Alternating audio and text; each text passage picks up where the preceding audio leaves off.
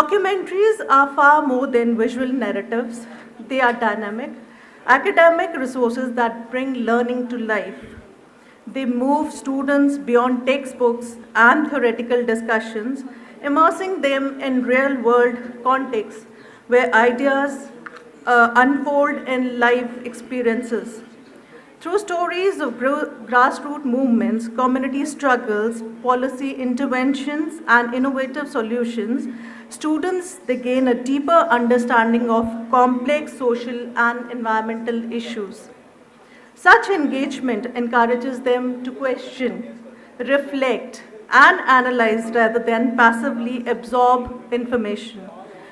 In a world marked by rapid change and interconnected challenges, this experiential form of learning plays a crucial role in shaping informed, compassionate, and socially conscious individuals. The theme featured in this festival, they carry deep relevance. Environment calls upon us to safeguard our natural resources and adopt sustainable practices. Development urges us to think about inclusive growth and equitable progress. Human rights remind us of fundamental value of dignity, equality, and justice. And Swachh Bharat, it reinforces civic responsibility and public health consciousness. By hosting this grand finale, the University of Jammu reaffirms its commitment to holistic education, education that not only imparts knowledge but also cultivates responsibility and awareness. Our collaboration with CEC strengthens national academic engagement and provides our students with exposure to high-quality, award-winning cinema that informs, inspires, and empowers.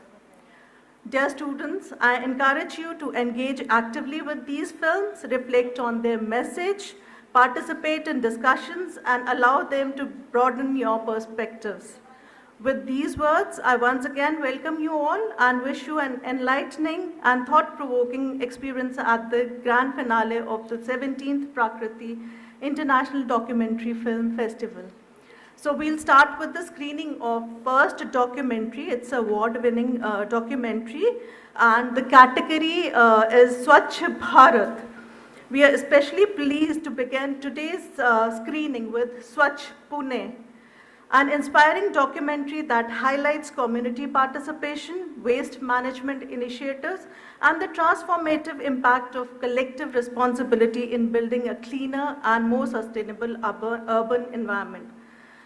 The film beautifully aligns with the ideas of Swachh Bharat mission, demonstrating how awareness, organization, and citizen engagement can create meaningful change at the grassroots level. So may we have the screening of the first documentary, please?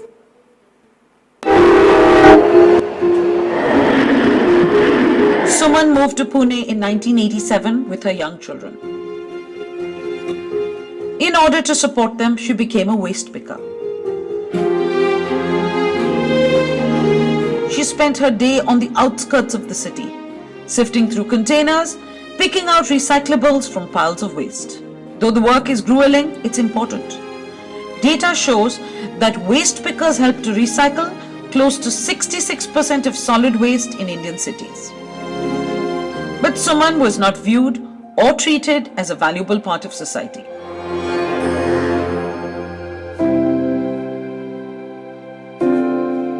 In an attempt to change this, in 1993, Suman joined a group of waste pickers to form the Kagad Kach Patra Kashtakari, a trade union of informal waste pickers.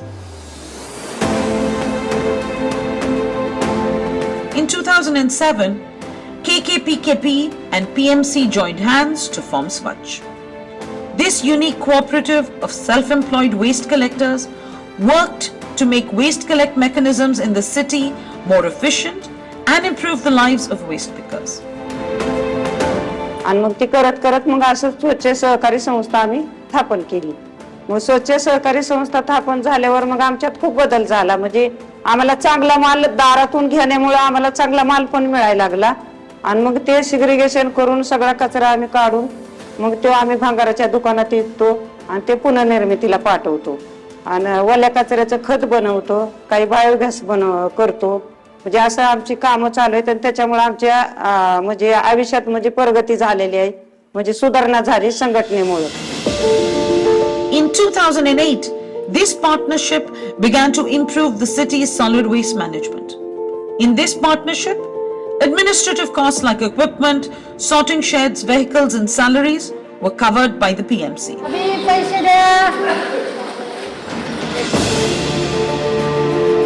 The waste pickers were paid a monthly user fee directly by the households.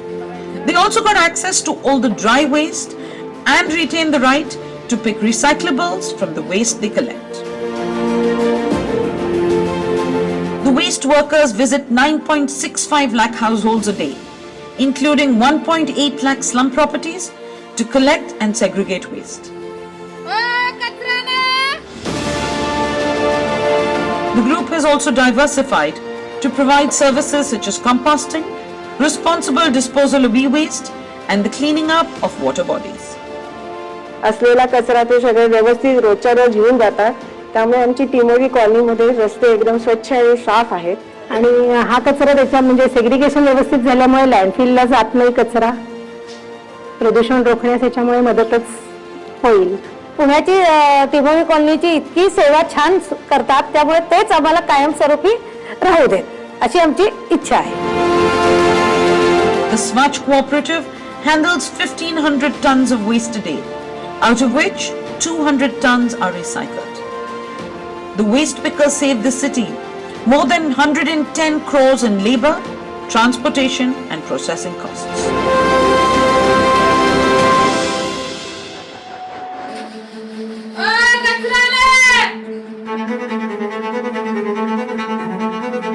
The cooperative has improved the conditions for Suman and 3,700 plus waste pickers in Pune. 70% of members of the cooperative are women. Almost all are from historically marginalized communities. They now earn more than the average minimum wage. Members annually earn close to 100 crores.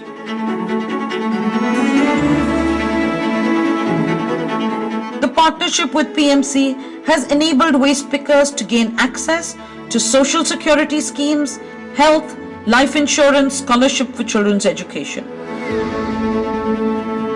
What we've observed is that there has been a drive for digitization, for simplification of processes and ease of compliance with respect to the local cooperative departments. And secondly, I think the focus of the cooperative departments has widened from the traditional milk cooperatives and cooperative banks to small, unique cooperatives that are run by labor, like the Swachh Pune cooperative. And I think that has brought us not only more recognition, but also ease of living. The identity that comes with recognition from the ministry ensures that we are able to function better, provide better livelihoods for waste pickers, and also ensure more social security. Suman is the chairperson of the Swachh Cooperative today. All decision making in the cooperative is consultative and involves all the waste pickers.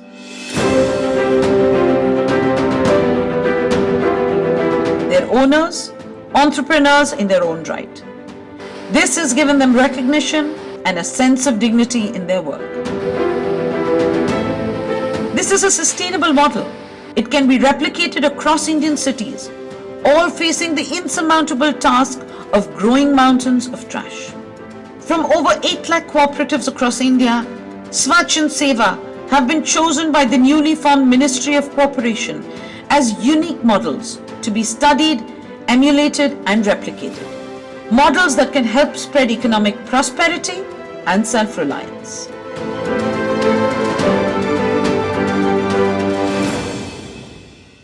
Swachh Pune, it's not just a film about waste management, it is a story of dignity, resilience and transformation. At the heart of this powerful narrative is Suman More, a woman who began her journey as a waste picker in Pune simply to support her son. What we have witnessed in her remarkable rise from survival to leadership, transforming not only her own life but the lives of thousands of women. In 1993, when Suman More and other waste workers came together to form Swachh, they were doing something revolutionary. They were ascertaining their right to dignity, fair wages, and recognition. What began as a struggle for livelihood evolved into a self-governed cooperative that reshaped urban waste management. The 2008 partnership with the Pune Municipal Corporation marked a turning point. It institutionalized door-to-door waste collection and formally recognized the combination of waste workers.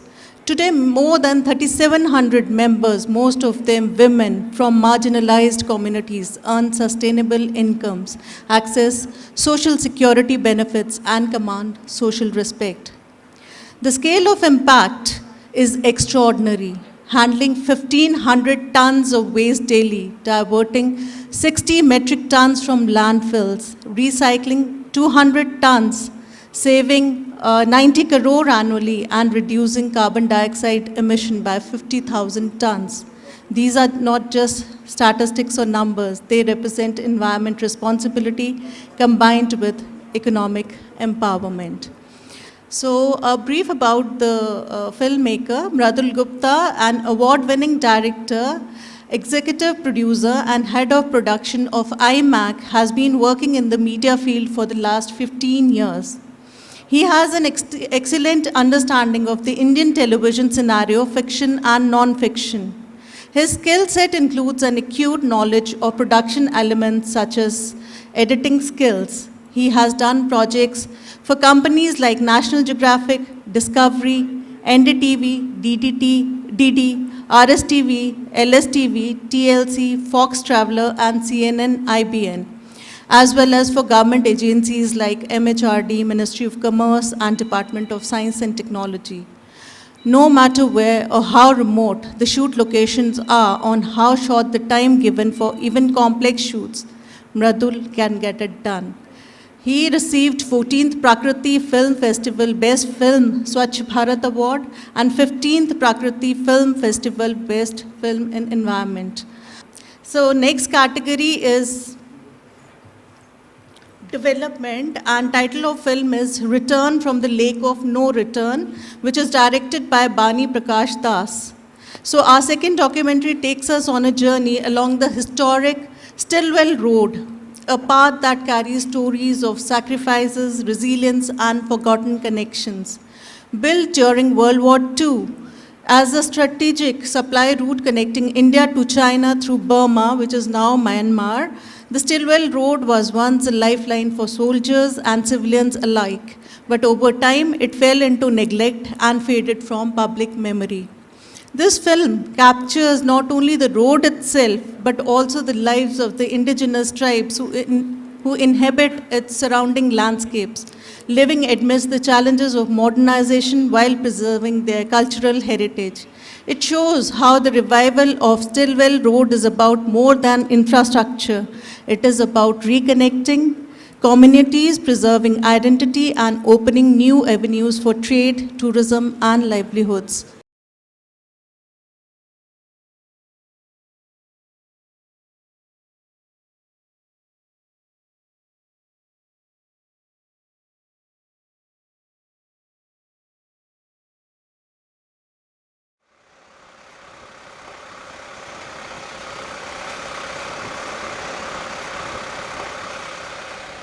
This is a journey into a historic past over an expanse of hilly terrain remotely located, where faces of fascism in the form of Japanese aggression were once consigned.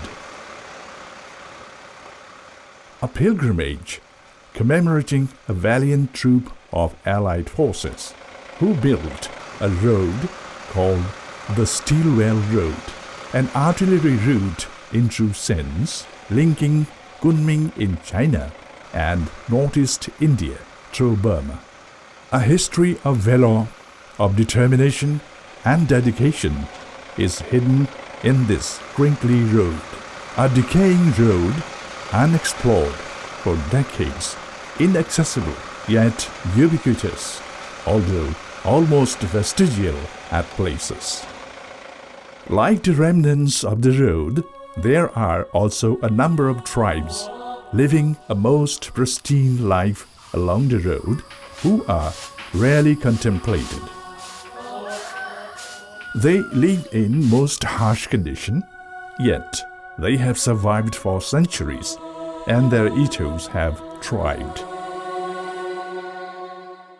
Lying on the range of Patkai Hills near India-Myanmar border, Pangsau Pass is situated in an altitude of 1,136 meters. This pass offers an easy access to Myanmar or erstwhile Burma from Assam in India.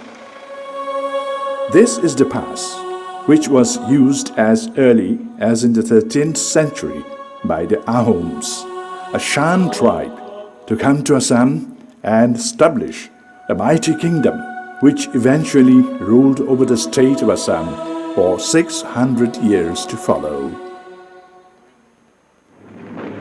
Centuries later, during the Second World War, the pass was again used to construct the Steel Well Road, also called the Lidu Road, connecting Assam in India with Kunming in the Yunnan province of China.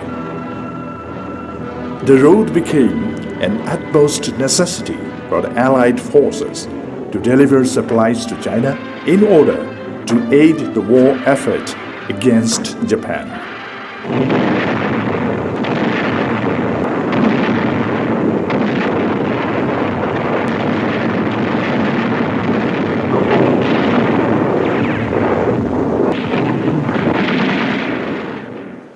More than 6.5 decades later, we embarked on a journey by the same road once traversed by the Allied forces.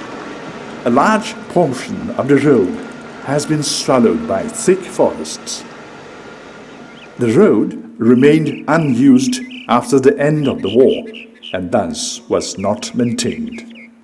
We are advancing on the ruins, picking up mementos of the bygone era. Towards the end of 1942, the British General Sir Archibald Wavell, the Supreme Commander of the Far Eastern Theatre, agreed with American General Joseph Stilwell to go ahead with the project of constructing the road. The road was built by 15,000 American soldiers along with 35,000 local workers. The total length of the road was 1,079 miles, for construction of which over 1,100 American soldiers, along with many other local workers, had to lay their lives. This is the reason why the road is often dubbed as a man-a-mile road. The distance from Lidu to Pangsau Pass is only 38 miles or 61 kilometers. But the fierce gradients and mud all over made getting up to the pass very difficult, and as such, the pass was nicknamed as Hell Pass. The troop had inadequate information about the topography, soil condition, and river behavior of the area. The steep gradients, sudden drops, hairpin curves, incessant rain, and thick forest cover made it very difficult for them to progress.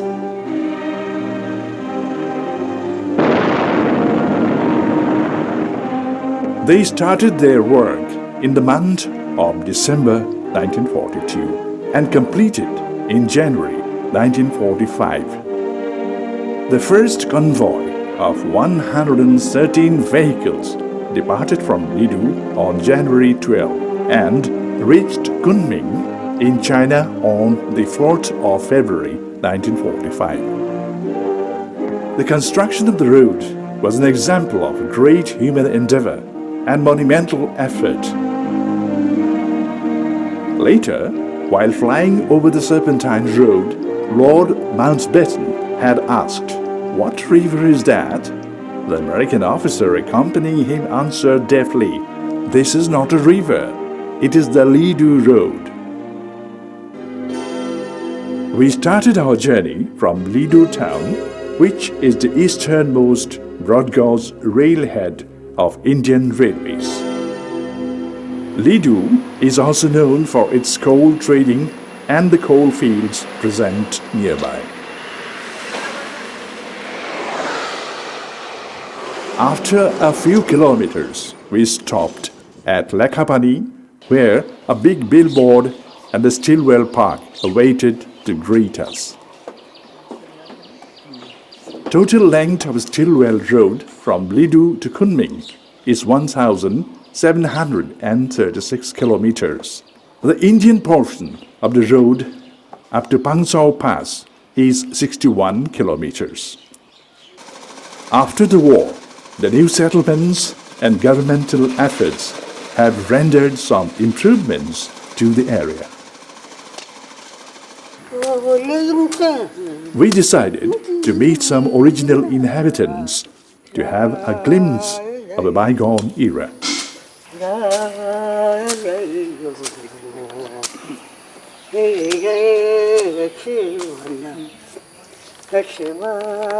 Singing songs reminiscent of war, this old man has been carrying enough memories of the olden days.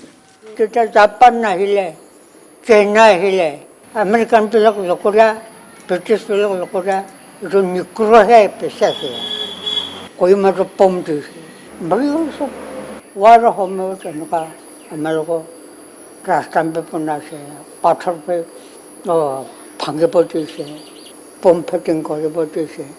Nala to par kora humera manoram mil jaye. Ako mano pilak par kore ba kisman tolo to humera jabo. Kisman pahar pathar pilak tolo to kiri jabo. Mano to pigol. Senin nahi. Sukupanyo le jage sa bela hai. We also met others in places like Tipong, Jagun, and Jairampur, who also had their own memories of the war. কামটো এইটো মানুহটো নকৰে ন তেতে বৰেজাৰ লগতে চব গাড়ী এইটো লগতে মেচিন লগতে কৰিছে আমেৰিকানবিলাকতো ৰাত দিন এনেকুৱা নদী আছে পাহাৰ কিনাৰত পুৰাই খানিছে একদম ছমাৰ পঞ্চাই দিছে মেচিনালৈকে ইয়াৰ পৰা লেখাপানীৰ পৰা খানি পেলাই মানুহ মৰিছে কাৰণে গম পাই বোলে জাপান আমেৰিকানে ধুমাধুম এটা খানি আৰম্ভ এইবিলাকে মানে হেৰি কৰিম বুলি উদ্ধাৰ কৰিম বুলি এইবিলাক মৰি আছে তাৰপিছতে কিমান মানুহ মৰিছে এতিয়া আপোনাৰ লেখাপানী আছিলে না লেখাপানী টিৰাপ গেট সামনে আছে চাৰিপুৰামান মাটিতে কিমান ডাঙৰ ডাঙৰ মৰিছে চাইনাবিলাক এইটো বিলাৰ বহুত ফুটি থৈছে এইটো এতিয়া নেপালী আদাটো কৰি দিলে কিমান মৰিছে কিন্তু তাতে ডাঙৰ ডাঙৰ অফিচাৰ হৈ তাতে পিলাৰ বহাই থৈছে ইহঁতি যদি ৰাস্তাটো নেপালেতো ইমান যদি নেপালে আমাৰ ইণ্ডিয়াটো জাপান পালেহেঁতেন. At Nampong, we met an old couple drenched in memories of wartime. Japan wall আহিবলৈ সময় একসাথ আগত তো প্লেনবিলাক উৰি থাকে কিন্তু প্লেনবিলাক উৰাটো মানুহ চাইছে দেখি পোৱা নাই এইটো আকাশত কিহত এনেকুৱা হালা কৰিছে কাৰণে আকৌ এদিনা মানুহবিলাক কাম নকৰে খালি মানুহবিলাক সব কোনো কাম নকৰে কিনে বহি থাকে আকৌ আমাৰ নাগা মানুহবিলাক প্ৰত্যেক গাঁৱৰ গাঁওবুঢ়া মুখীয়াবিলাক মাংকেইটাতে গোট খাই মিটিং কৰে তো মাংকেইটা পলিটিকেল অফিচ এপিঅ যি ক'ব এইটো শুনিব চাব এপিঅ চাবে কৈলে আপোনালোকৰ গোটেই প্ৰত্যেক গাঁৱৰ পৰা নিজে ঘৰৰ ৰেচন বুকি ৰাস্তা পুতি কাটিবলৈ ৰাস্তা কাম কৰিব যাব লাগে এনে কৰিখিনি পাছত এতিয়া ঘূৰি আহি মাংকেইটা ঘূৰি আহি গাঁৱৰ মুখীয়াবিলাক চব মিটিং বহে এইটো নাগা আমাৰ নাগাবিলাকে প্ৰত্যেক গাঁৱৰ পৰা এইটো ৰাস্তা পুতি কাটি ৰাস্তা কাটি লৈ গৈছিলে আৰু এই সময়তে মই ৰেচনটো পাছত আমাৰ ইণ্ডিয়াৰ পৰা ছাপ্লাই কৰিছে যেতিয়া লৰাই হৈ গ'ল আমাৰ দেউতাবিলাকে খোজবিলাকে ৰেচন বুকিবলৈ দিছে তো ৰেচনবিলাক মানুহে ৰেচন বুকিখিনিহে আমাৰ নাগাবিলাকে ৰেচন বুকিখিনিয়ে এইটো আৰ্মিবিলাকে কিম্বত ৰেচন পঠাই দিয়ে এইটো আমাৰ চাইনা ইণ্ডিয়া ফাৰ্ষ্ট যাবলৈ কাৰণে হয় We reached Nampong, the last town in the eastern end of India, situated near Myanmar border. Majority of the inhabitants belong to Tangsa Naga tribe, who had migrated from Myanmar during the 18th century and settled down in villages scattered around Nampong. The township of Nampong began to take shape during the war and developed over the years to its present form. Nampong is a quaint little town situated in Changlang district of Arunachal Pradesh.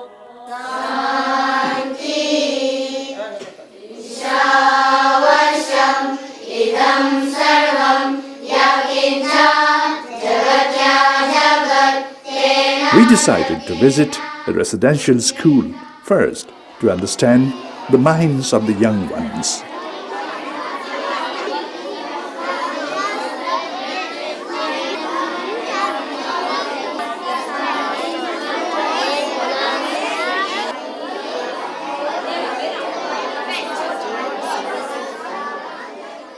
रात का तारा या धूप की धारा हमें जहाँ पर है वहाँ संसार है सारा हमको उदासी की जगह उल्लास भरना है अगली परीक्षा हो तो हमको पार करना है और रात का तारा या धूप की धारा हमें जहाँ पर है वहाँ संसार है सारा.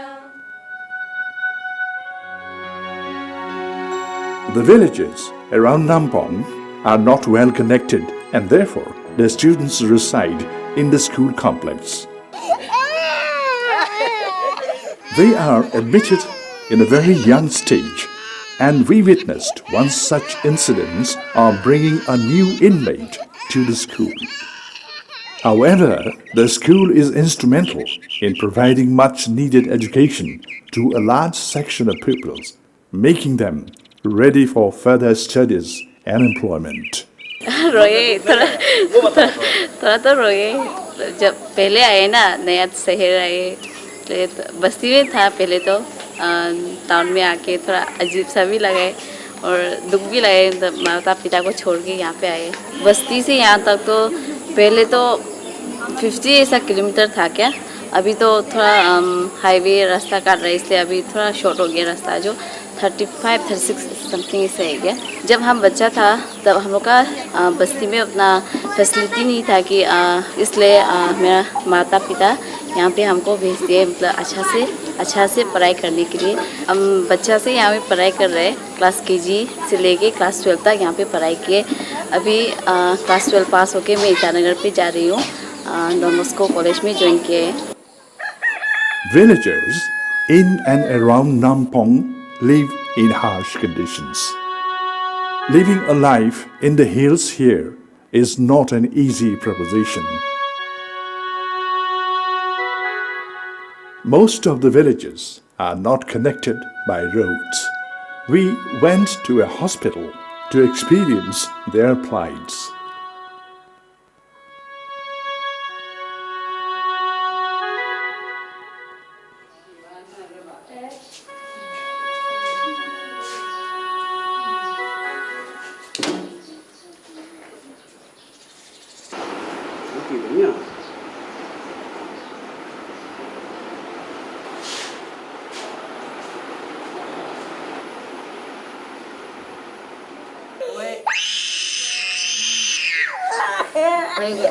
না খাবো একটু মিঠা লাগে একটা একটা করে কামড়ি কামড়ি খাবো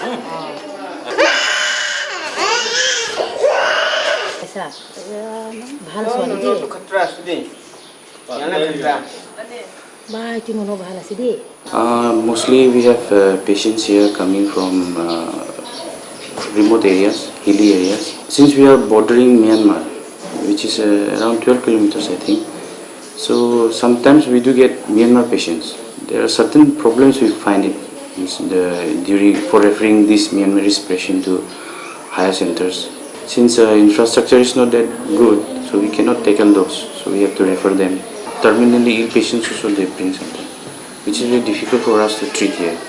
So that we have to refer downside. No? So for that, due to these technical problems, we are not able to refer them back.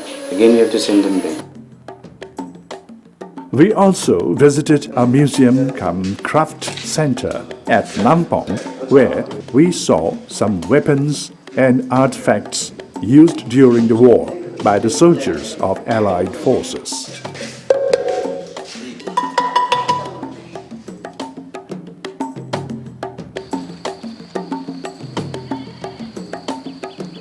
The nerve center of the town, however, is the market. Villagers, not only from around Nampong, but also from the villages inside Myanmar across the border, come to this market to purchase their essential commodities.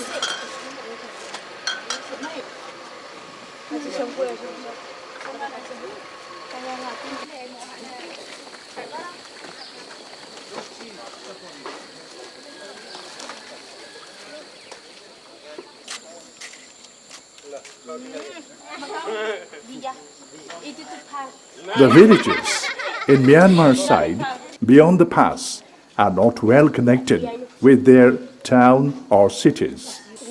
Therefore, they are dependent on Nampong for their supplies.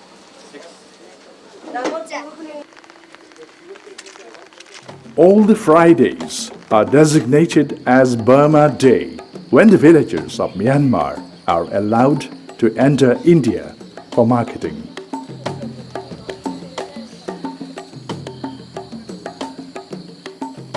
Some come walking the distance, others come by rickety wheelers.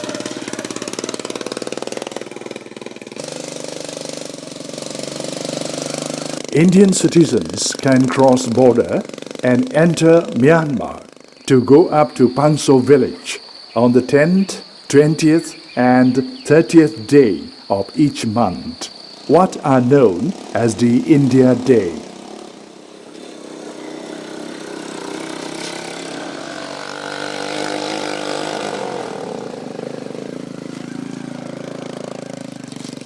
From Nampong, we began our journey through a nondescript gate called the Hell Gate.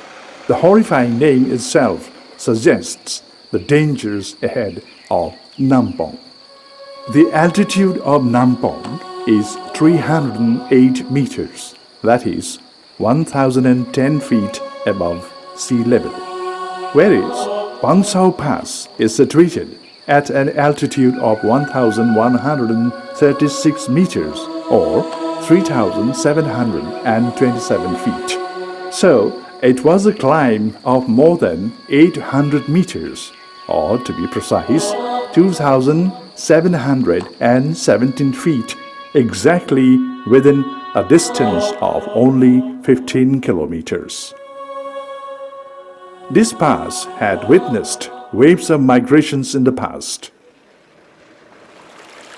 Later, here was a man named General Joseph Stilwell of the U.S. Army, under whose leadership the road got constructed over the historic Haley Track. We reached a lake called Lake of No Return. The lake is also often dubbed as Bermuda Triangle of Indo-Burma. It earned its names for the fact that several aeroplanes of Allied forces disappeared over the lake.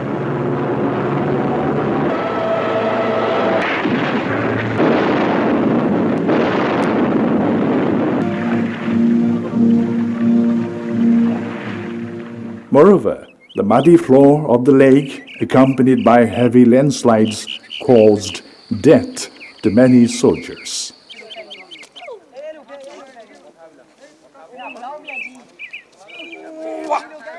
A flapping flag of Myanmar over the roof of a house in Phangsau village, situated in close proximity to the lake, greeted us while we approached the village. The village is remotely located far away from towns and cities of Myanmar.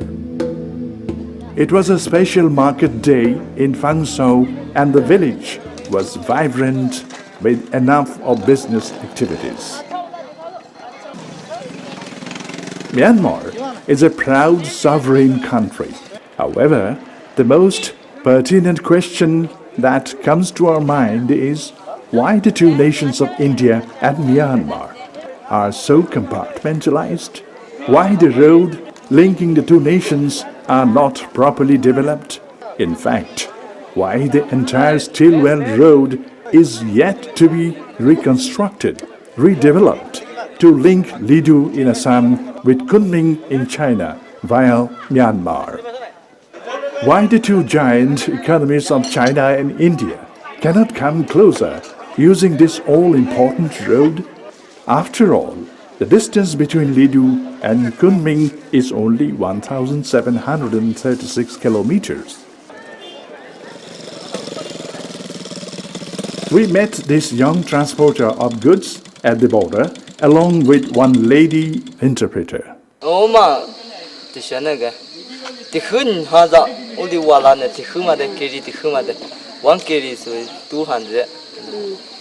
बैठने एक बार में 200 रुपया लेते हैं बोले उनते थी लाने गिनी माओली था अन्य पे वाला गिनी लाने था ना तिन्नी इदाना तितों वहाँ तो उना गिनी लाने दा सांहाली हाँ कलान ऐसा आप दोन ऐसा करने से ना कभी 1000 मिलते कभी 2000 मिलते ऐसा है बोले ठिकाना नहीं है बोले मसुदा तुम्हारा गानो दुमी मचोगा कुछ ऑफर इंग्लिश की थाले मंगा शाहानो जो चुमाते जो तेरी मुझे आते शापी से गिचवान मारे ब्रिटिश जमाना समय से ना जितना रास्ता वो ब्रिटिश जमाना लोग ने बनाया था ना उसी समय से इसको खराब होने से थोड़ा अपना से थोड़ा बना कि ऐसा चलते हैं उमा कच्चा ने जाने शालाबम जा कच्चा गन अमु तो को जो तिखु नाम यो शिव च नाम बु सांकेतिक सिद्धि जे मंगा तुताले कुखलो ओना जे जुति सांकेतिक जो गनी नि जुति तो हम ये जो ला वा से ताम नो नम पो की दलिया shi va ka lo ओ को की था ग चाबू मदामा नबतीवा चाबू दा मु दा सबसे ना नमक है बोले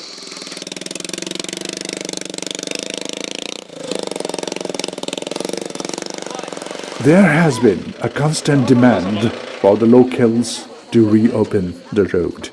Although China has shown considerable interest, India is somewhat hesitant in opening up the road because of the presence of certain insurgent groups in the area, as well as China's claim over Arunachal Pradesh, and also for the fear of China's economic aggression. However, the real rationale behind the need to reopen is to connect the people across this shared border to exchange goods as well as ideas and morals.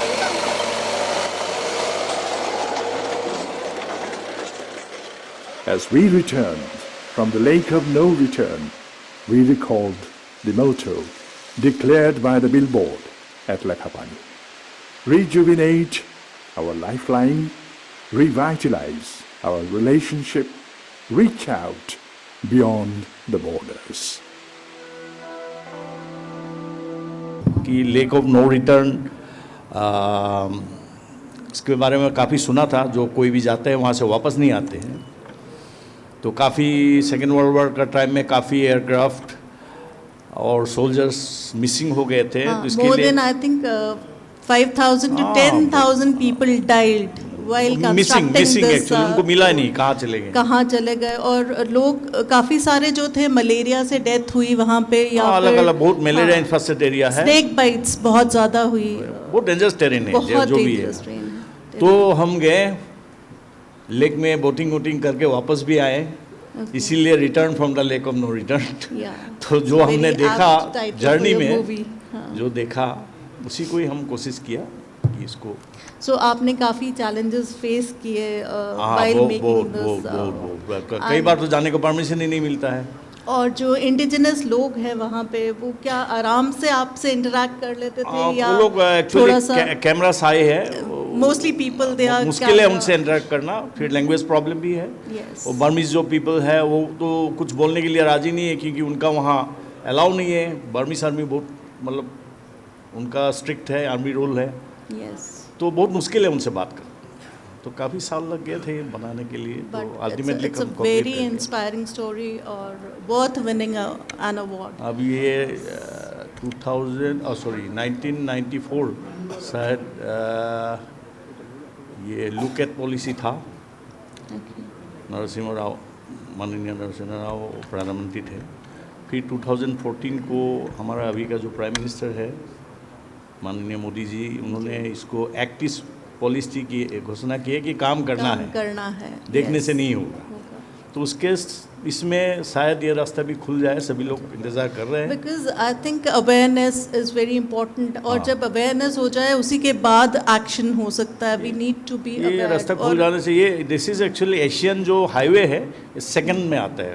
पहले वाला जो मोरे होके जाएगा, ये second होगा highway, Asian highway. Thank you so much. So on behalf of everyone here, I sincerely thank you for this insightful documentary on the Stillwell Road. Your work has broadened our understanding of its historical, cultural and developmental significance. We truly appreciate your time and inspiration. Thank you, ma'am. Thank you everyone. Next category, it's development again, and the title of the film is Lavender Fields of Paradise. This is directed and produced by Jalaluddin Baba, and I'm honored to tell you that he's from our UT, JNK, and as far as the documentary is concerned, it's about Madiha Talat, a tech-savvy Srinagar businesswoman. Following the completion of her BSc in Business Management and MSc in Technology, Innovations and Entrepreneurship, she set out on an uncharted path into the creation of end-user products from lavender. She has always wished to contribute to society, especially the economic independence of the community and the empowerment of women. So I think we'll start with the screening of this documentary.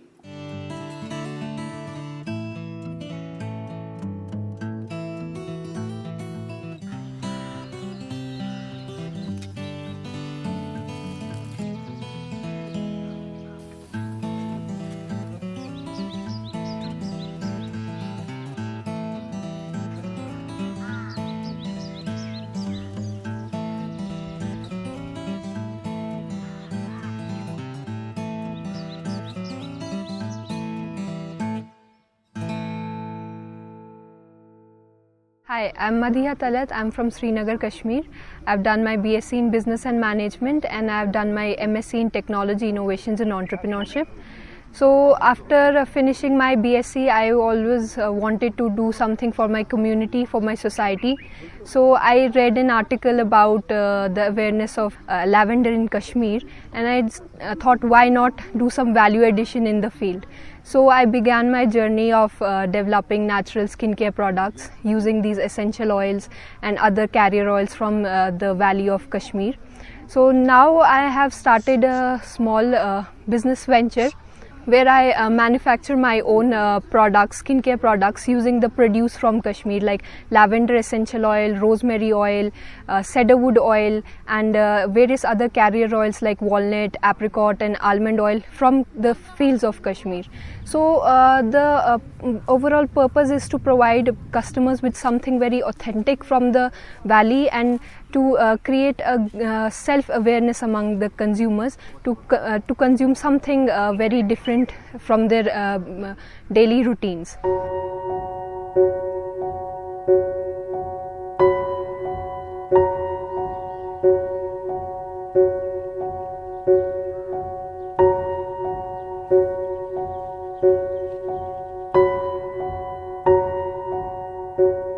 (2014) से पहले हिंदुस्तान में महज 300-350 startup से आज बढ़कर के 80,000 से ज़्यादा हो गए, यूनिकॉर्न 100 से ऊपर हो गए, और दुनिया में हिंदुस्तान के स्टार्टअप इकोसिस्टम का दर्जा 3 शुमार है। हमारी बायो इकोनॉमी हिंदुस्तान की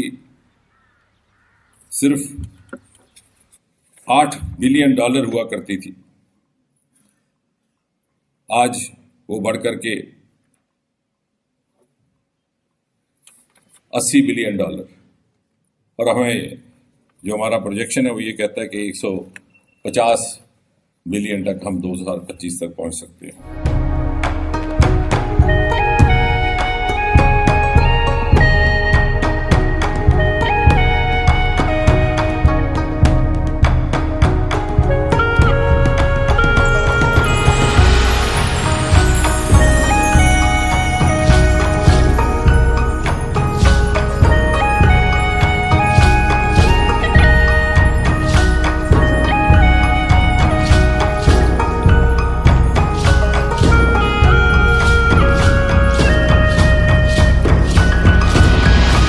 So it was my passion itself, and also I was understanding the fluctuations in market.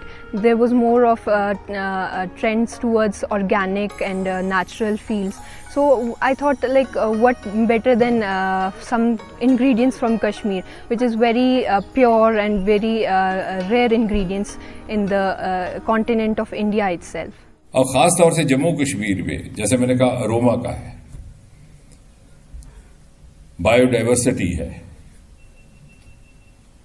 आजकल जेनेटिक इंजीनियरिंग से हम हाइब्रिड खेती बाड़ी कर सकते हैं। कश्मीर के प्रोडक्ट का वहां पर भी लोगों को एहसास हो कि क्या है, कश्मीर की खुशबू क्या है, और साथ ही साथ उसको भी मुनाफा मिले। सरकार ये सब देने को तैयार है, लेकिन हमें अपना आप इसके लिए तैयार करना है।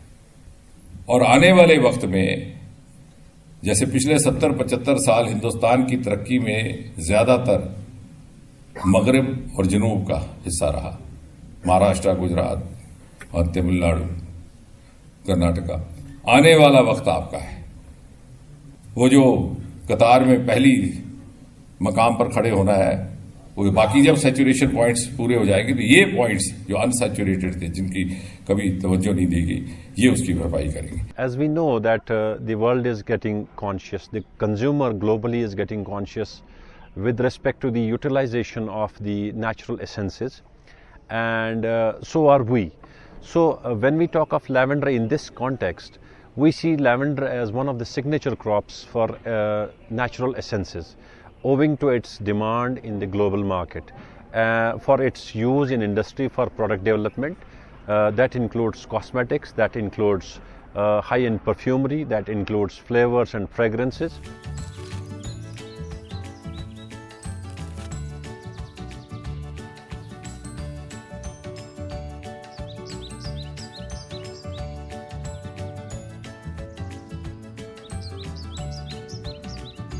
If we look at countries in Europe like Netherlands, we see tremendous growth that has been achieved because of the cultivation of lavender. Not only because of extraction of oils and the value addition that they do, but also because of the ecotourism, the purple tourism that happens there. So I think we can adopt the similar kind of patterns here in Kashmir, because the topography of Kashmir resembles very much to that of the European countries. So I think we have similar potential of growth as the European countries. And lavender actually was introduced here in Kashmir from Bulgaria. It's a European plant, and the conditions in Kashmir Valley are conducive for expansion of areas under lavender. The agrarian sector in our country is evolving with introduction of new crop cultivars that are industry oriented, and more so in case of the crop species that are aromatic. And when we talk of aromatic crop cultivars, lavender and rose are the foremost of the cultivars that actually dominate this farming.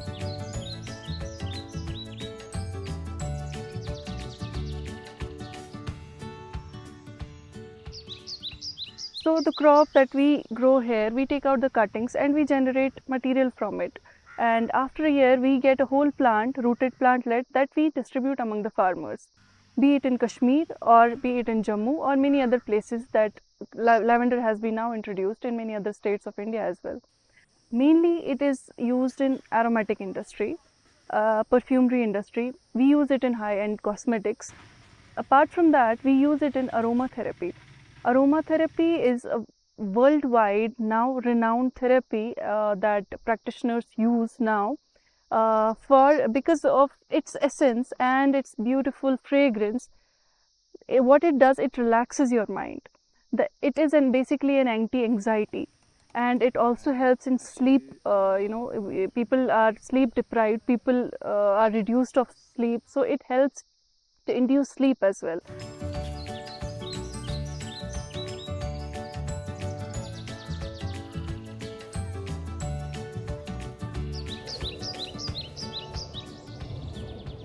It was not easy, it was full of difficulties, and it still is full of difficulties and challenges.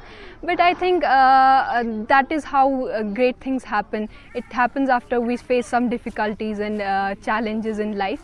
So especially in Kashmir, where we have much more bigger problems than other places. But we should be very hopeful of a brighter future and brighter economy. And I think to some extent we are being included in those schemes, but there is some kind of a gap in the system itself. And I think it's also a mindset of people that is affecting the overall success of these schemes, because people are not reluctant to do something different, to think of something bigger. And I think it's much of a problem of people and rather than that of the government.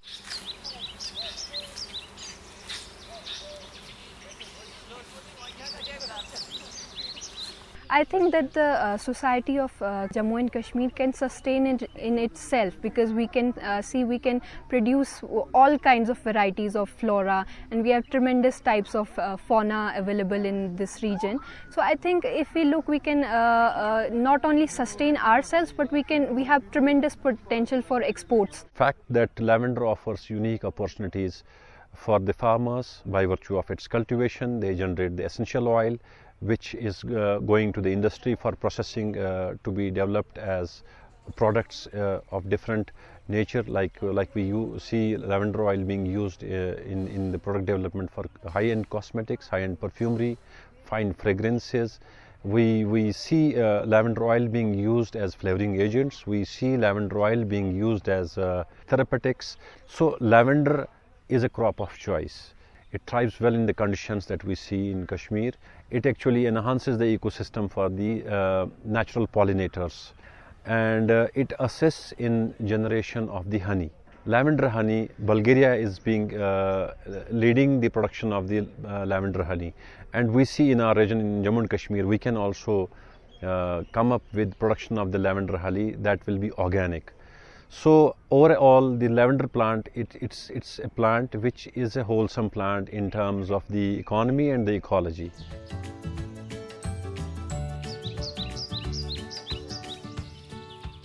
It is a newly introduced crop in Kashmir, and people are talking about it, getting benefits of it like anything. Basically, the crop is very important and beneficial in the aspect that it doesn't require the inputs that we require in traditional or horticultural or any agricultural crops. So basically the areas in our Himalayas, the areas where there is a good temperature, high temperature mainly, and the places where you do not require much of an irrigation, so basically rain-fed areas, the areas that are totally dependent on rain, the plant can thrive very well in it. It doesn't require any extra input or any extra efforts. You can just plant it, and after 3 years it comes into economical bearing. The flowers, you can harvest the flowers from it, and after that the flowers are extracted, the oil is extracted from those flowers. I think it is very much easier to grow lavender than traditional crops like some fruits or some vegetables, because the yield is better, potential is better, like the income which you can receive from growing lavender would be much better. If you see that if we'll grow lavender, it doesn't require much of insecticides, it doesn't require much of pesticides. Itself is a insect repellent, pest repellent. So if we even go for cross cultivation, like if we grow apple with lavender, we see very good results in the growth of apple also. So what it does is it helps the growth of other plants alongside with lavender. So the areas that are basically fallow and have not been used for any other crop, because any other crop cannot survive there because of the lack of or scarcity of water, this plant can thrive well. The crop that can help to gain the economic benefit of those marginal farmers or small farmers that are just dependent on a little livestock, a little fodder that they can get from their areas. However, if they shift to this aromatic cultivation, their crop can go even to the crop has an export potential, not even domestic use but an export potential. They can use their lands and grow this crop and go for an export market as well. Lavender occupies a commanding position in the global aroma industry. So many countries internationally have been making much from this beautiful fragrant crop. We have countries like Bulgaria, we have countries like France, we have other European countries, we have China that have been practicing cultivation of lavender for centuries now, owing to its varied uses in industry.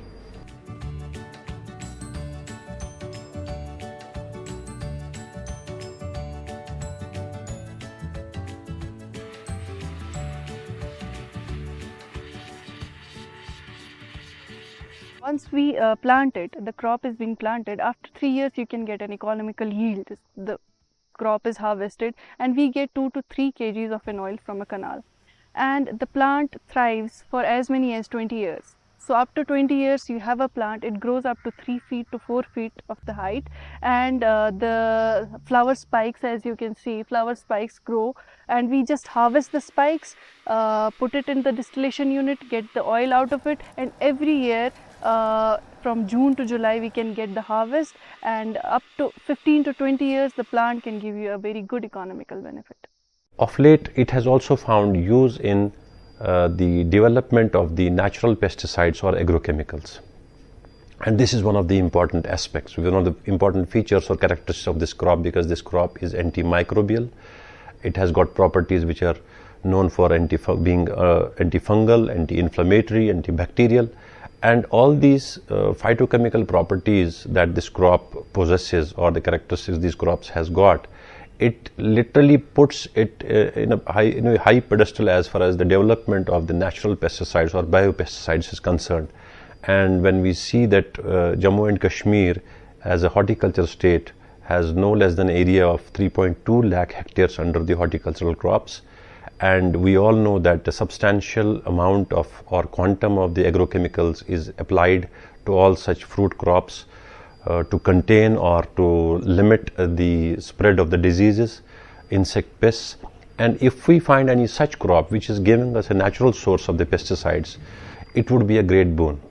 This is one area, and the other area with which we see that lavender can play a pivotal role in ecological balance or environmental conservation, because this crop does not require any agrochemical, and it attracts a lot of insect pollinators, more so in case of honeybees, bumblebees, dragonflies, and all such insects are very important as far as the sustainable agriculture is concerned.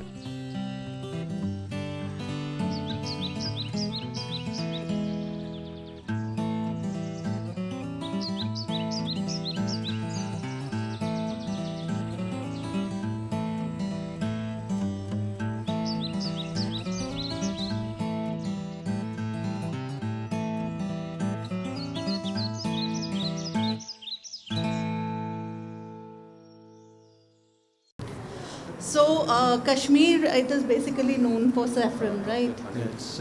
We talk about a lot of saffron. So what made you choose this lavender as a topic for this documentary? The first and foremost thing is I am basically a science filmmaker.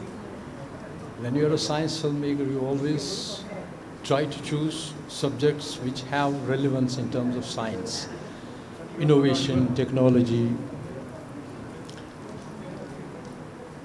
As far as this film is concerned, 11 Fields of Paradise, it's a purple revolution, and believe me, it's a next uprising. The first uprising you have seen since last 35 years.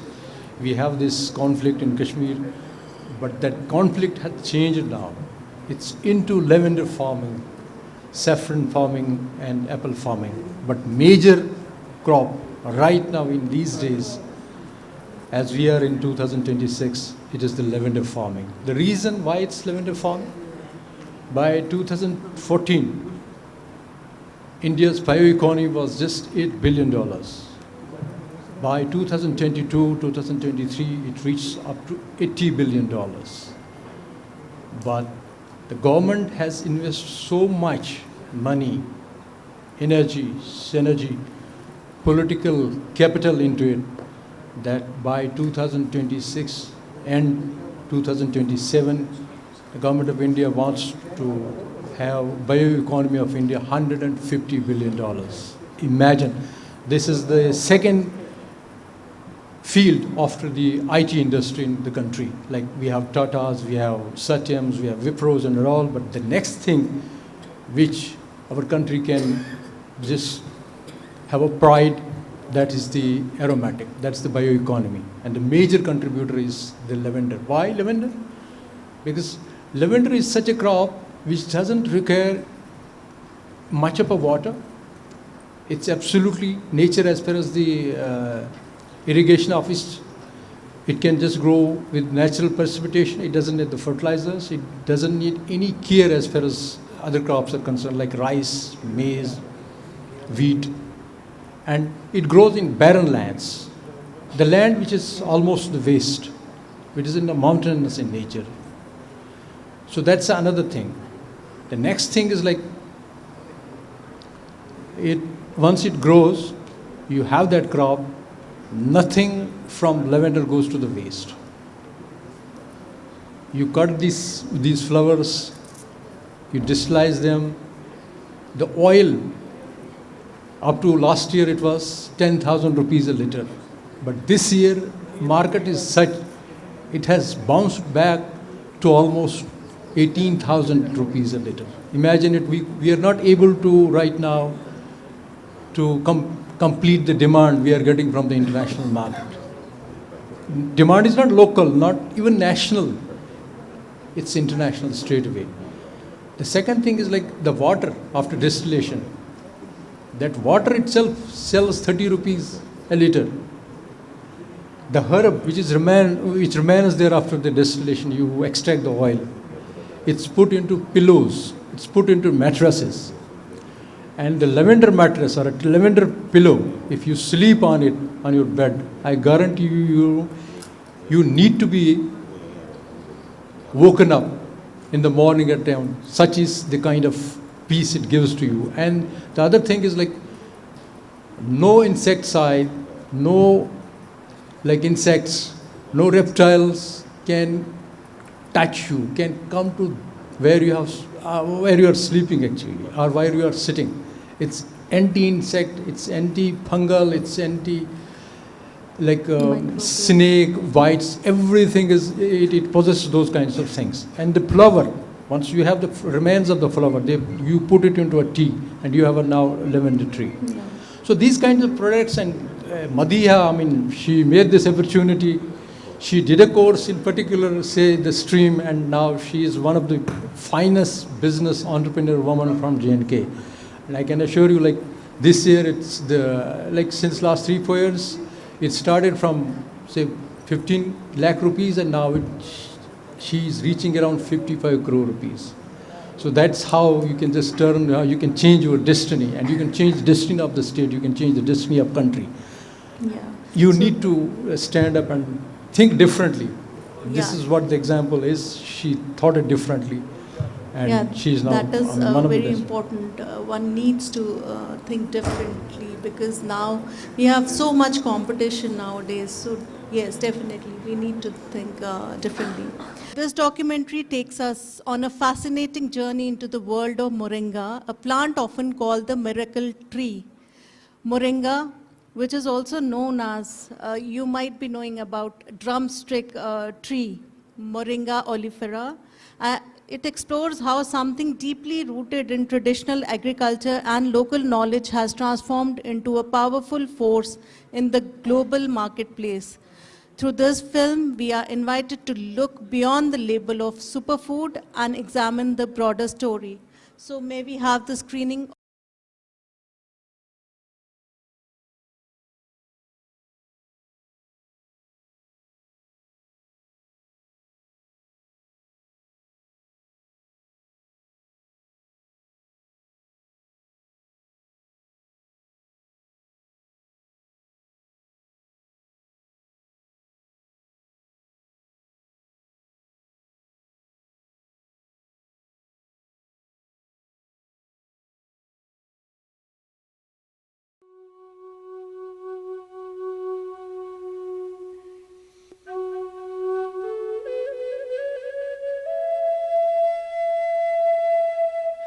Mother Nature has blessed man with many wonderful plants.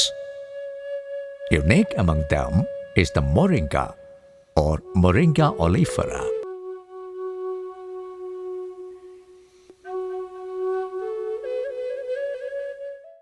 Originated in India, moringa trees are cultivated here since a long time. Moringa leaf and drumstick remain an integral part of the traditional South Indian cuisine.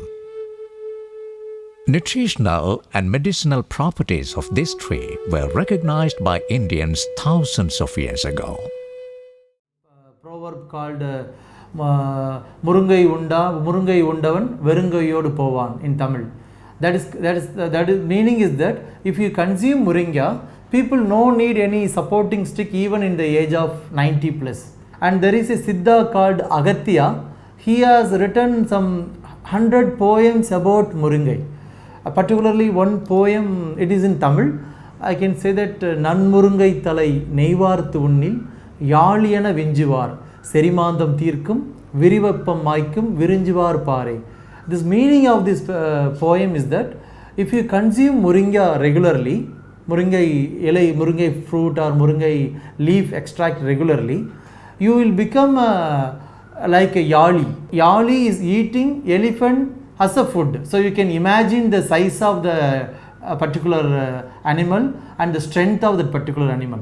According to Ayurveda, the plant has significant detoxifying and cleansing effects, particularly for the blood and fat tissues. In fact, in the ancient textbook of Ayurveda, Bhava Prakash, moringa is described as deeply and rapidly penetrating tissues even to the depth of the bone marrow for deep cleansing.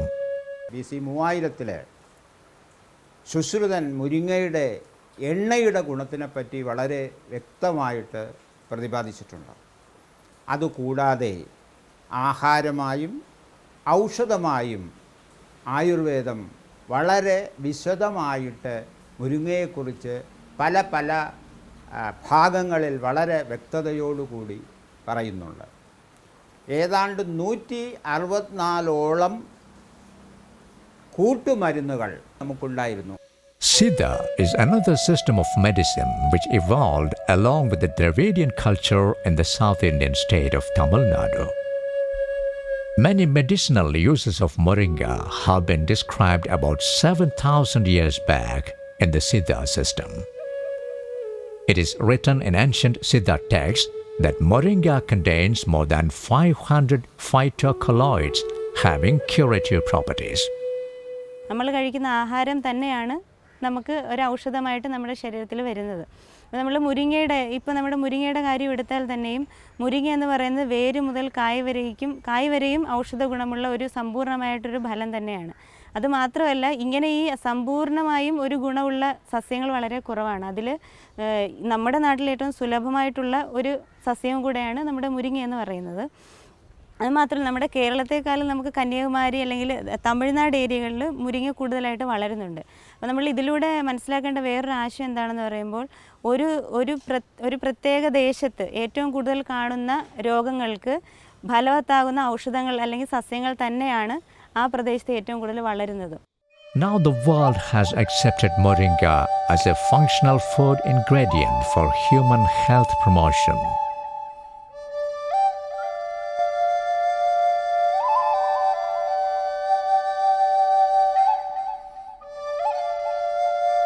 It is widely grown in Ghana, Philippines, Nigeria, Kenya, Rwanda, Niger, Mozambique, Cambodia, and Haiti.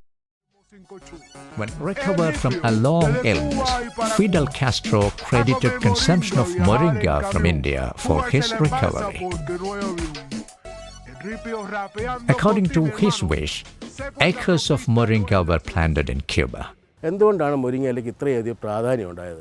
അതായത് മുരിങ്ങയിലയിൽ മനുഷ്യന് വേണ്ട എല്ലാ വൈറ്റമിൻസും ഉണ്ട്. All vitamins including vitamins K and vitamin E. വളരെ rare vitamin എന്ന് പറയുന്നത് vitamin കെയും ഇയും മുരിങ്ങയിലുണ്ട്. മാത്രമല്ല മുരിങ്ങയിലുള്ള എല്ലാ മിനറൽസും ഉണ്ട്. ഉദാഹരണമായിട്ട് കാൽസ്യം ആണെങ്കിലും മാംഗനീസ് ആണെങ്കിലും സിങ്ക് ആണെങ്കിലും എല്ലാം മനുഷ്യന് ആവശ്യമുള്ള അളവിലുണ്ട്. ശരിക്കും പറഞ്ഞാൽ നമുക്ക് ഗ്രീൻ അയൺ തന്നെ ഉപയോഗിക്കാം. ഏറ്റവും കൂടുതൽ അയണുള്ളൊരു ചെടിയാണ് മുരിങ്ങ. അപ്പോൾ വൈറ്റമിൻസായി മിനറൽസായി ഇനി ഇതിലെല്ലാം അമൈനോ ആസിഡ്സും ഉണ്ട്. മനുഷ്യന് വേണ്ട മൊത്തം അമൈനോ ആസിഡ് 20 അമൈനോ ആസിഡുകളിൽ മനുഷ്യന് വേണ്ട ഏകദേശം 9 എസെൻഷ്യൽ അമൈനോ ആസിഡ്സിലുണ്ട്. അതുകൊണ്ട് തന്നെയാണ് ഇത് വിദേശികൾ രാവിലെ ഒരു ഗ്രീൻ ടീ പിന്നെ രാവിലെ ഫസ്റ്റ് ഫുഡായിട്ട് ഉപയോഗിക്കുന്ന എംപ്റ്റി സ്റ്റൊമക്കിൽ അവർ മുരിങ്ങ ടീ കുടിച്ചുകൊണ്ടാണ് അവർ ദിവസം തുടങ്ങുന്നത്. Moringa leaf is having many anti-inflammatory compounds. It reduces BP by reducing cholesterol. Dried moringa leaf and powder and products made out of them have good demand in India and abroad. Moringa leaf powder is an energy booster, detoxifies the body, enhances immunity, and gives radiant skin and hair. 80% of the production of moringa leaves happens in India, fetching crores of foreign exchange for the country.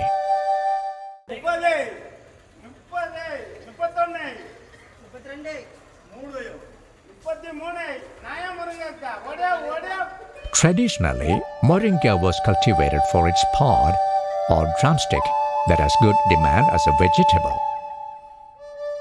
According to National Institute of Nutrition, drumstick is rich in keratin, fiber, phosphorus, calcium, potassium, magnesium, and vitamin C. Moringa seed oil is extracted from dried moringa seeds with the help of machines. This oil is rich in vitamin E and antioxidants. It is a premium product in cosmetic market.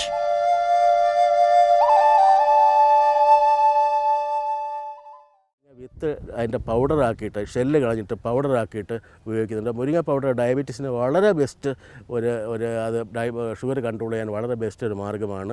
മുരിങ്ങ powder പാലിലോ മറ്റോ കലക്കി കുടിക്കുന്നത്. അതിനെല്ലാം നിറയെ medical evidence തന്നെ ഉണ്ട്. ഇനി മുരിങ്ങ ഓയിലിൻ്റെ ഒരു പ്രത്യേകത എന്ന് വെച്ചാൽ അതിൽ സാധാരണ ഇതിൽ omega-3, omega-6, omega-9 ഈ 3 ഫാറ്റി ആസിഡ് ഒരുമിച്ച് വരില്ല. മുരിങ്ങ ഓയിലിൽ ഇത് 3 ഉണ്ട്. അത് വളരെ നല്ലൊരു സ്കിൻ ഹെൽത്തിന് വളരെ ബെസ്റ്റാണ്. ഹെയർ ഗ്രോത്തിന് നല്ലതാണ്. Moringa has great potential to be used as a nutritional supplement for children and women. Iron folic acid supplement can effectually be replaced by moringa leaf powder.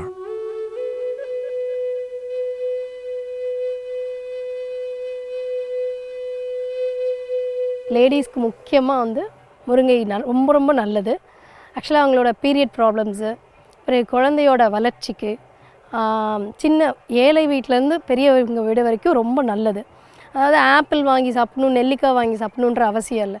வீட்டில் முருங்கைக்கீரை ஒரு தோட்டத்தில் இருக்கிறதோட ஒரு வீட்டு பின்னாடி ஒரு மரம் இருந்தாவே போதும், அவ்வளோ ஹெல்த்தாக இருக்கும். தினைக்கும் முருங்கை சூப் போட்டு குடித்தாவே நல்லா ஹெல்த்தியாக இருக்கும். அதோட போன் ஸ்ட்ரென்த் ரொம்ப நல்லாயிருக்கும். முருங்கையோட அயன் கண்டென்ட் வந்து இன்க்ரீஸ் பண்ணும்.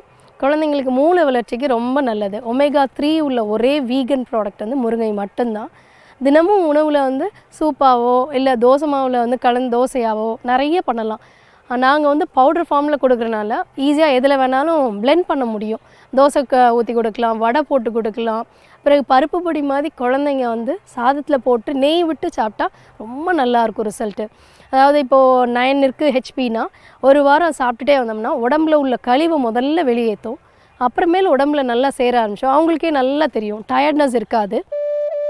Stella Maris Institute of Development Studies at Kanyakumari is implementing a special moringa-based project for livelihood betterment and nutritional security of tsunami-affected coastal villages of Kanyakumari district in Tamil Nadu.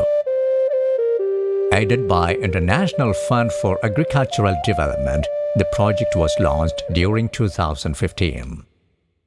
തമിഴ്നാട്ടിലെ പ്രത്യേകിച്ച് coastal area panchayat തീരപ്രദേശങ്ങളിൽ പിന്നോക്കം നിൽക്കുന്ന സ്ത്രീകളുടെ ഉന്നമനത്തിന് വേണ്ടിയിട്ടാണ് ഈ മുരിങ്ങയുടെ cultivation ഞങ്ങൾ ആരംഭിച്ചത്.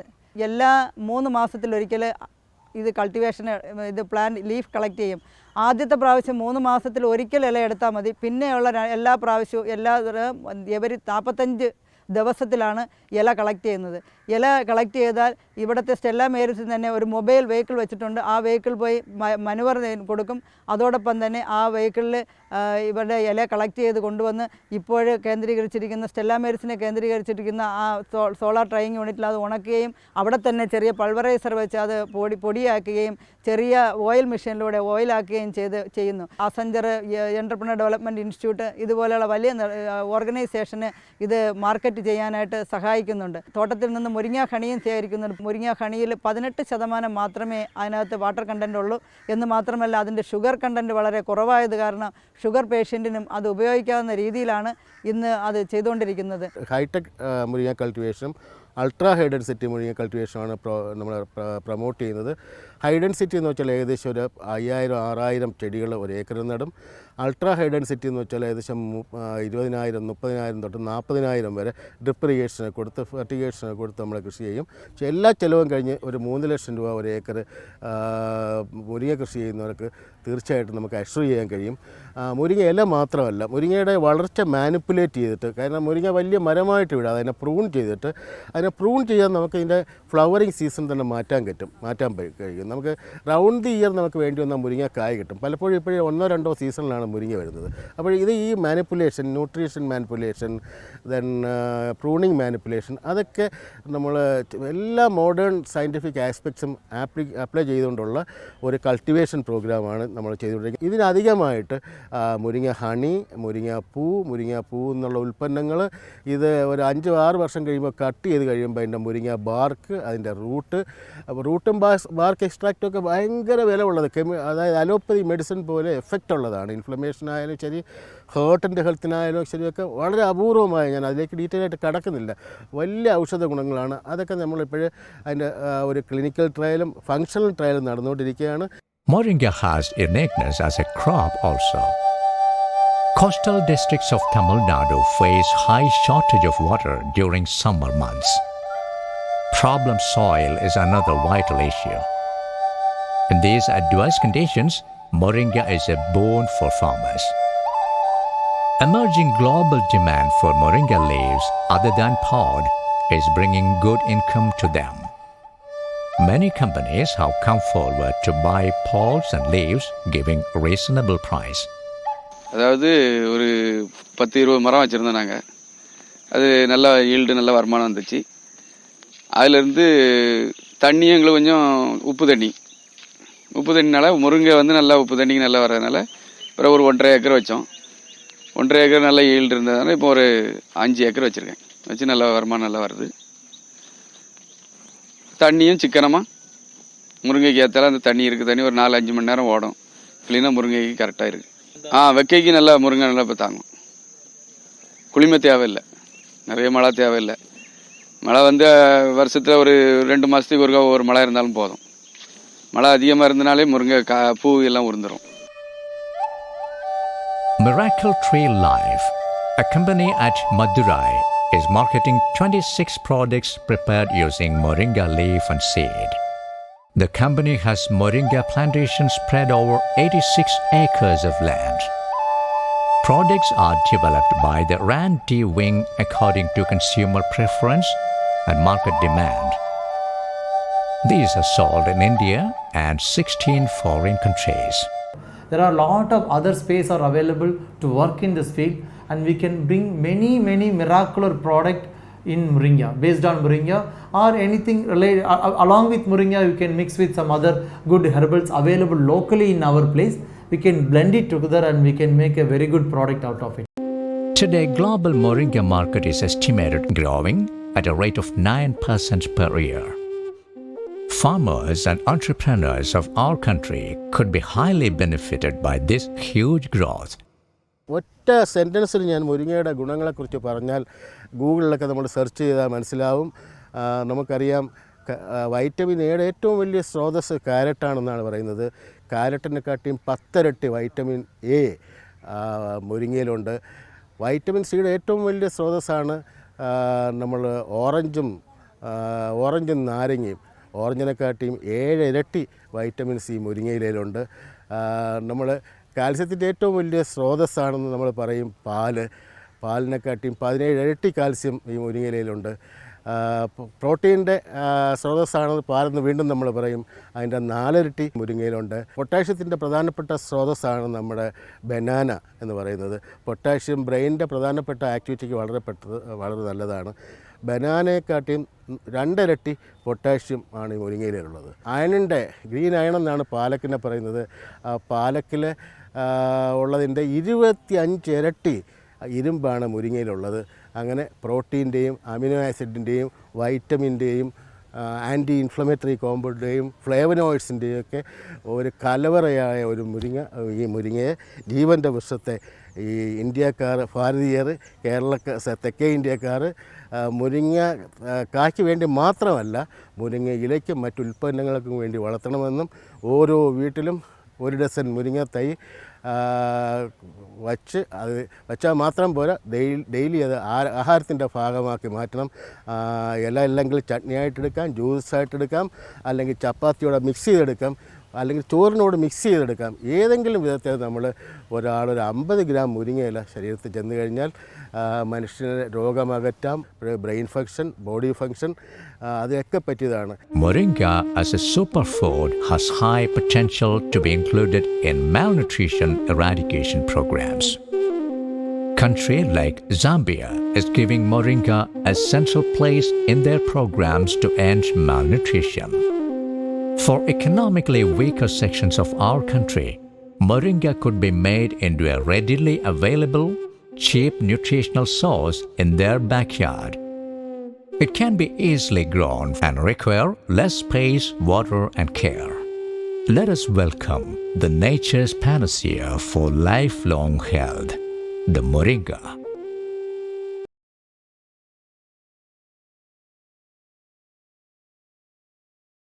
So thank you. Moringa, a rising star in global market. Again, it's a thought-provoking documentary that explores the rising global prominence of moringa tree, locally known as drumstick tree, long cherished in Indian tradition for its culinary and Ayurvedic medicinal value. It is called horseradish tree, and in Jammu we call it swanjana. As the world wakes up to its superfood potential, this film delves into the nutritional, medicinal, and economic benefits of moringa, highlighting its role in combating malnutrition, preventing lifestyle diseases, and empowering rural livelihoods. With its nutrient-rich leaves and remarkable drought resistance, moringa emerges as a sustainable, low-cost solution to investigate the crop's growing market potential and how India, as a native home to moringa, stands to benefit through export opportunities and community-level cultivation.